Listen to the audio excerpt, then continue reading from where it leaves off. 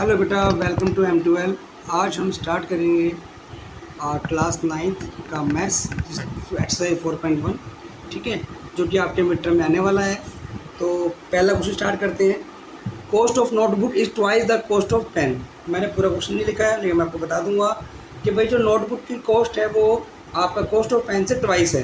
ठीक है, अगर हम देखें उसे तो हिंदी में भी यही बनेगा बेटा।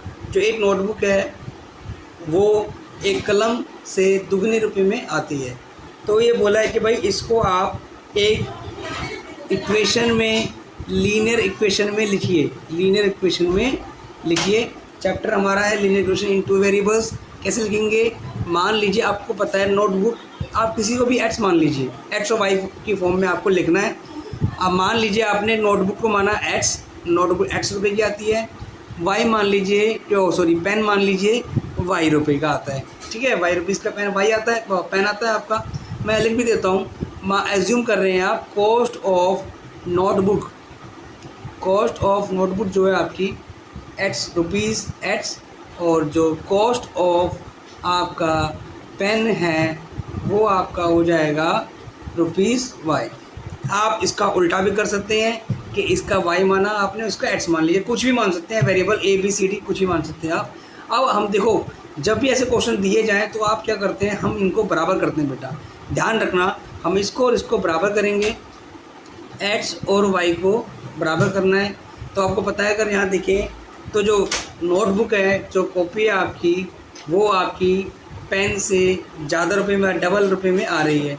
तो अगर हम इसको 2 से मल्टीप्लाई कर देंगे पेन को, तो ये इज इक्वल टू हो जाएगा आपका नोटबुक की कॉस्ट के बराबर। इस मतलब x बराबर 2y, ये आपका बन जाएगा इक्वेशन, समीकरण जो वो पूछ रहा है आपसे। उसके बाद अगला क्वेश्चन करें तो अगले क्वेश्चन में आपको ए इक्वेशन, इस सभी क्वेश्चंस को ax plus by plus c is equal to 0 इस फॉर्म में आपको इन्हें शो करना है। इनमें से आपको बताना है कि इसमें a क्या है, b क्या है और c क्या है, ये आपको बताना है इस क्वेश्चन नंबर 2 में। तो जब हम क्वेश्चन नंबर 2 स्टार्ट करते हैं तो देखो बेटा, यहाँ पे पता चल, तो आपको पता है जो c है, जो इधर कोई भी वैल्यू होगी, जो संख्या होगी बेटा, उसको इधर लाना होगा। तो जब हम क्या करते हैं, इसमें जो ये c दिया हुआ है हमें इस तरफ लाना होगा। तो आपका ये क्वेश्चन बन जाएगा 2x, समीकरण इस तरह बन जाएगा 3y माइनस 9.35 बार इज इक्वल टू 0। वहाँ कुछ नहीं बचा तो वहाँ 0 बचेगा बेटा। और ये यहाँ पे प्लस का था, जब इस तरफ आ जाएगा दूसरी साइड तो माइनस का बन जाएगा। अब आपको दिखाई दे रहा है, ये आपका a है, ये आपका b है, ये आपका पूरा c है। साइन ज़रूर लेना है आपको। तो a आपका हो गया 2, b आपका हो गया 3 और c हो गया -3.5। ठीक है, बहुत इजी है। सेम यहाँ पर आप कर सकते हो क्वेश्चन नंबर 2 में। देखो यहाँ तो c पहले से यहाँ पे दिया हुआ है, आपको इससे रिलेट करना है इस वाले इक्वेशन से। सेम यहाँ पर कुछ नहीं है, आपने 1 लगा दिया तो 1x माइनस, आप इसको चेंज कर सकते हैं इसको आप ऐसे कर सकते हैं 1/5y। फिर जब आप इससे मल्टीप्लाई करेंगे तो यही आना है। ठीक है, 1/5 लिख सकते हैं आराम से आप। उसके बाद -10 इज इक्वल टू 0। तो a आपका 1, b आपका ये जो पूरा लेना पड़ेगा आपको -1/5 और c इज इक्वल टू -10। ये आपको विद साइन लेना है, ये आपको याद रखना पड़ेगा, ये आपको विद साइन लेना पड़ेगा बेटा। अगला क्वेश्चन देखें तो करना क्या है, इसमें -2x है, आपने इसको ऐसे रहने दिया बेटा। करना क्या है आपको, इस 6 को जो c है इसको इस तरह लाना होगा, तो माइनस का हो जाएगा इधर आके। अब आपको पता है ये आपका a हो गया है -2 और b आपका 3 है और c क्या है आपका -6। ठीक है, देन उसके बाद अगला क्वेश्चन करें हम 4th वाला। थोड़ा सा टिपिकल है देखने में कि आपको c नज़र नहीं आ रहा है बेटा, कोई बात नहीं। आपने 3y को इधर लाएंगे तो ये प्लस का इधर आके माइनस का हो जाएगा बेटा।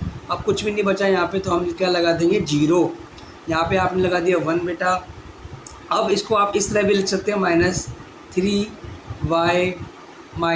Plus 0 is equal to 0। ठीक है भाई, कुछ नहीं होता, हम 0 मान लेते हैं वहाँ पर साथ में। तो आपका जो a है, a आपका हो गया 1 बी आपका हो गया प्रॉपर विद साइन लिया आपने -3 और सी आपका 0। ठीक है, अगला क्वेश्चन भी ऐसे ही है, बस आपको माइनस दिया हुआ है और आपको बस उसी को ध्यान रखना है कि भाई ये 2x है, जब -5y इधर आएगा आपका तो ये प्लस का हो जाएगा और इधर टू 0, यहाँ कुछ नहीं बचा, 0 हो गया। Then again 2x + 5y + c, आपके पास कुछ भी नहीं है तो आपने 0 लगा दिया। ठीक है, ये 0 हो जाएगा। a आपका यहाँ पे 2 है, b आपका 5 और c = 0। देन उसके बाद लास्ट क्वेश्चन जो इसका है, मतलब 6 क्वेश्चन, 3x + 2। अब आपको यहाँ पे बेटा y कुछ भी नहीं दिया हुआ, आपने क्या किया, खुद ही प्लस में 0.y लिख दिया, डॉट मतलब मल्टीप्लाई करके y लिख दिया, +2 = 0। क्योंकि 0 से मल्टीप्लाई y को करें तो बेटा 0 ही आना है, ये पूरा 0 हो जाएगा। और हमें y चाहिए क्योंकि हमें b भी बताना है। ठीक है, हालांकि वो 0 होगा हमें पता है, लेकिन फिर भी हम इसको इस तरह से लिखेंगे। और अब जो आपका a है वो आपका 3 है, b आपका जो है 0 है, c आपका 2 है। देखो यहाँ पे जब y है ही नहीं तो क्या होगा, y मतलब y तो है ही नहीं तो b क्या होगा, 0। ठीक है, अंडरस्टूड है। उसके बाद क्वेश्चन नंबर 7 है आपका y - 2 = 0। ठीक है, y - 2 दिया हुआ है, अब आपको x नहीं दिया हुआ तो यहाँ पे x क्या होगा बेटा, 0 × में आपको x लेना है और फिर आपका हो जाएगा y - 2 = 0, ये 0 है बेटा। ठीक है, देन करना क्या है आपको पता लग जाए, यहाँ पे 1 लगा दीजिए, कुछ भी नहीं तो वहाँ 1 होता है बेटा।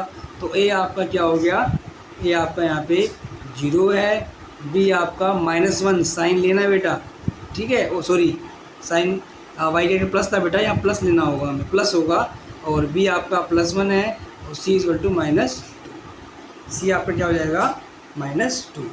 अगला क्वेश्चन देखिए, यहाँ पे ऐसे लिखा हुआ है, आपको पता है 2x, x पहले होता है, उसके बाद b, फिर y, उसके बाद c। तो ऐसे करते हैं, या तो 2x उधर ले आइए या 5 को उधर ले जाइए।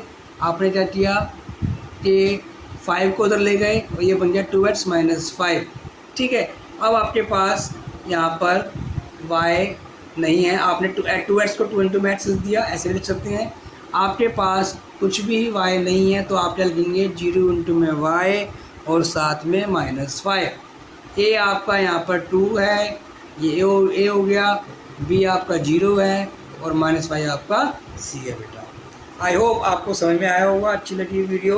बेटा मुझे क्वेश्चन और कराने हो तो मुझे बताना, मैं वो क्वेश्चन भी करा दूँगा। और पढ़ाई पढ़ते रहिए, तैयारी करते रहिए। All the best.